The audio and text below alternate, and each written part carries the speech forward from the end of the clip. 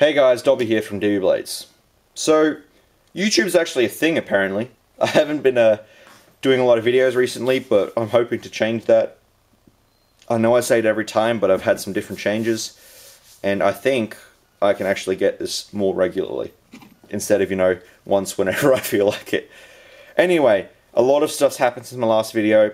I have a ridiculous amount of orders on my books. I've never had this many orders on the books, ever. And actually, my books are still open.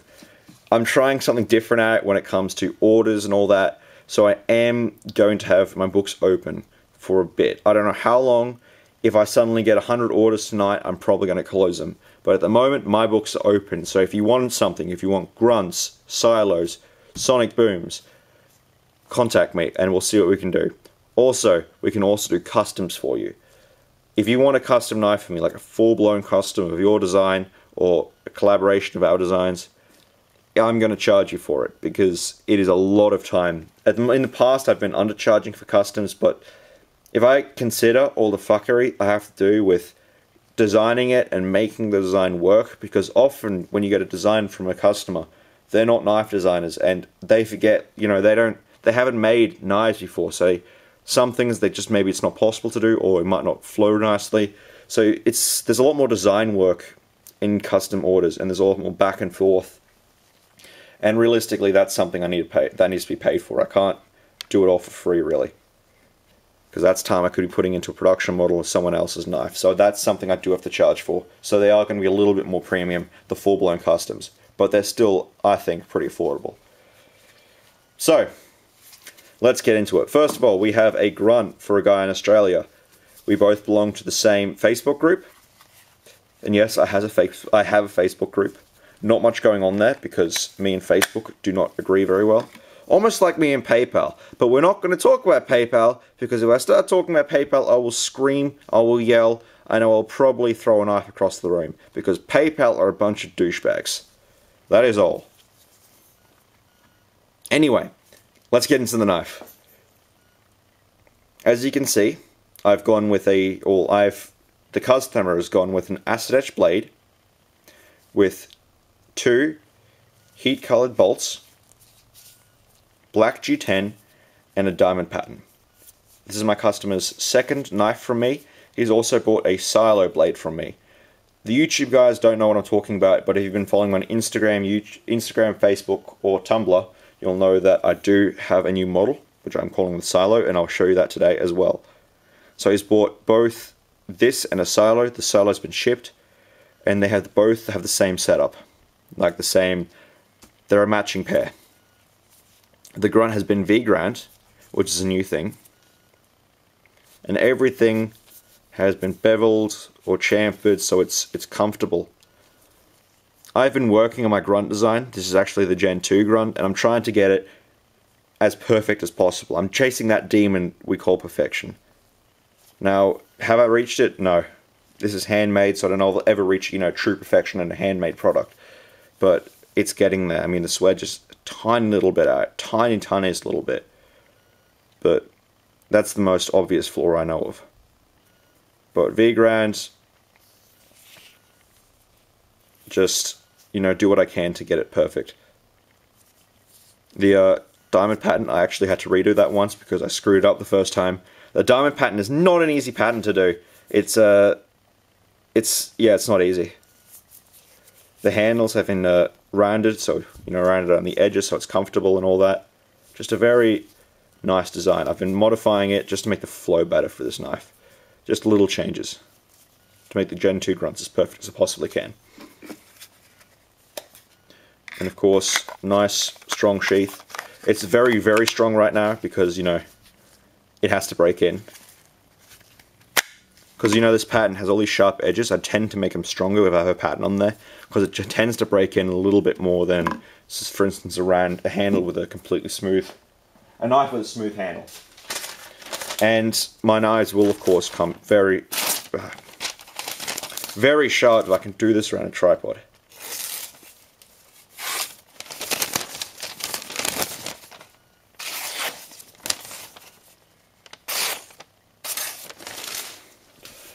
Alright. I will sterilize this before I send it, as I do with all my knives, but it is taking the hairs off my arm very easily. If I didn't have blonde hair, you'd probably see it a little bit better, but very sharp. I hand honed this one on a stone to get it a very nice high polished edge, so it'll stay sharp for bloody ages, as is common with a high polished edge. So it'll stay sharp for very long, and the D2 steel that this is made out of will help it with that process. Next one, this is the silo blade I was talking about. As you can see, it's much longer and slimmer than the grunts, but still, you know, that the same shape that I really like, that sheep's foot worn cliffy mop with a little bit of belly. That's, at the moment, that's my favorite knife, or favorite design. I'm making a lot of designs around that.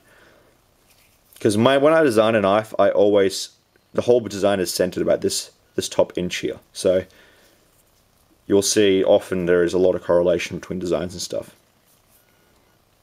As you can see here, we have another D2 blade with a Anza pattern in black G10 and with black hardware, which is a new thing for me, and I'm really liking it, so that's going to go on some orders. We have an etched D2 blade with a blotch pattern, I'm calling it. Haven't really seen it before. I've seen similar things, but I've never seen the exact same pattern. So I don't know. I don't really feel comfortable, you know, claiming it as my own. I'm almost certain someone else has done it because it's pretty damn easy to do. Nice big lanyard hole.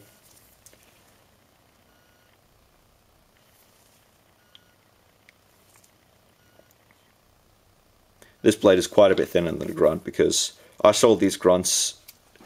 Normally grunts are going to be thinner than this, but these ones were particularly thick steel and I sold them as thick because people like thick blades.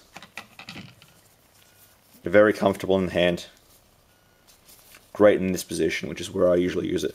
The silo is actually the only design that I actually have one for myself, and I carry this every single day. It has done horrible, horrible things to it. So if I told you what I did to this knife, and you did it, I would void the living shit out of your warranty because I've done horrible, horrible things. I'm talking in the realm of cutting brass, cutting horrible things, like thick brass as well, like not little shitty bits, like pin stock. So don't do horrible things to your knives, because if I find out and you come in and say, "Hey Dobby, I want you to do this free spa treatment or this free warranty thing," because for some reason, you know, I was cutting through solid steel and the blade kind of just took a chip out of it. I don't know, it's crazy. Cutting through hard. So, anyway, I'm back on course. Very lightweight knives. These knives are insanely lightweight. They are about half the weight of this grunt. And they fit in the pocket, no problem. Again, nice Kydex sheath. It's not going to come out. And we'll try cutting around the camera again.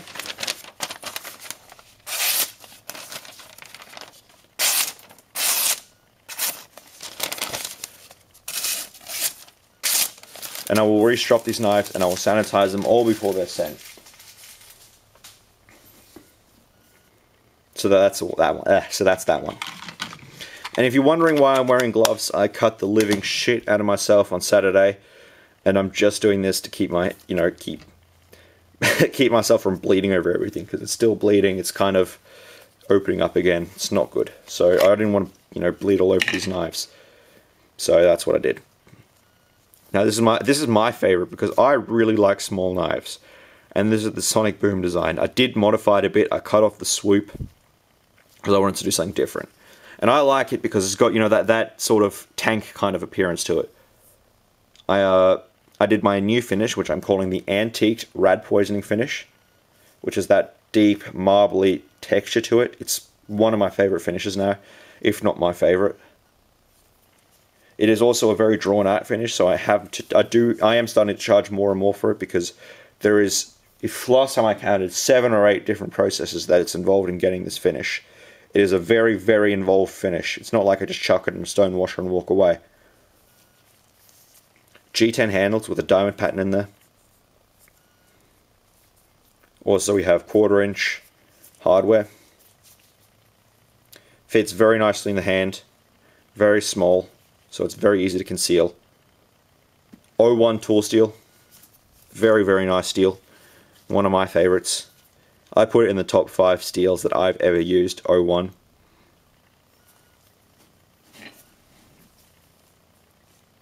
Some sort of like weird swedge kind of a thing, you know, just to, I guess it lightens it up a bit, but it's really there for looks because it adds that little extra element. The 3 holes. Lanyard hole, which is like, something has to go on because I think a lanyard really helps this knife out, gives it a little bit more grip and ergonomics, that sort of stuff. But yeah, this one actually isn't sharp, it needs to be sharpened still, so probably just before I send it out, I'll hit the stones with it and get it really nice and crisp. You can see the finish goes all the way around, and it's very, very comfortable in the hand. It's also a relatively thick handle for something this small. It's not ridiculously thick. I mean, it's still going to disappear in the pocket. It's not going to print or anything, unless you have really skinny jeans, but it shouldn't print too much, even then. But it gives you that nice grip. It's not going to go anywhere. All that good stuff. So yeah, I think that's all the knives for today. I am working some stuff soon. It's going to be pretty damn cool. For instance, this one. This is going to be sick. That's titanium right there. I've got a lot of cool orders in the book, so next video, hopefully we'll have a really nice lineup for you guys. More grunts, and one more silo I believe I have in the books. I've also got some customs and all that sort of stuff, and some crazy, crazy friction folders. Okay, so that's all for today. Thanks for watching, guys. Dobby out.